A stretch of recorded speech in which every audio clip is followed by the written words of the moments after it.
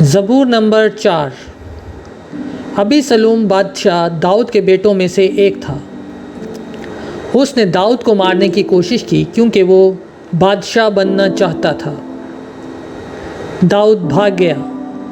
एक शाम दाऊद ने खुदा से दुआ की, मेरे दुश्मनों को दिखा कि तू मेरे लिए लड़ रहा है। खुदावन ने दाऊद को जवाब दिया और उसे बहुत खुश किया, और दाऊद सुकून से सो गया।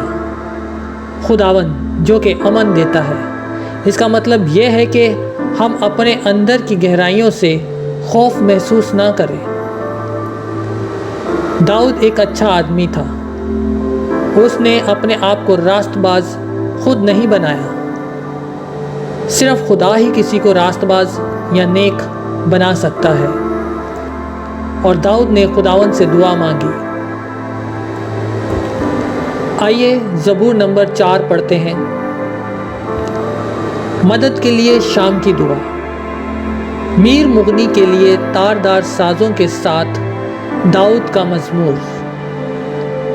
जब मैं पुकारूं तो मुझे जवाब दे, ऐ मेरी सदाकत के खुदा। तंगी में तूने मुझे कुशादगी बख्शी। मुझ पर रहम कर और मेरी दुआ सुन ले। ऐ बनी आदम, कब तक मेरी इज्जत के बदले रुसवाई होगी?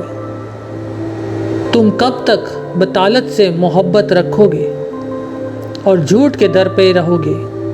जान रखो कि खुदावन ने दीनदार को अपने लिए अलग कर रखा है। जब मैं खुदावन को पुकारूंगा तो वो सुन लेगा। थरथराओ और गुनाह ना करो। अपने अपने बिस्तर पर दिल में सोचो और ख़ामोश रहो। सदाकत की कुर्बानियाँ गुजरानो और खुदावन पर तवक्कल करो। बहुत से कहते हैं, कौन हमको कुछ भलाई दिखाएगा? ऐ खुदावन, तू अपने चेहरे का नूर हम पर जलवागर फरमा। तूने मेरे दिल को उससे ज़्यादा खुशी बख्शी है जो उनको गल्ला और मैं की फरावानी से होती थी।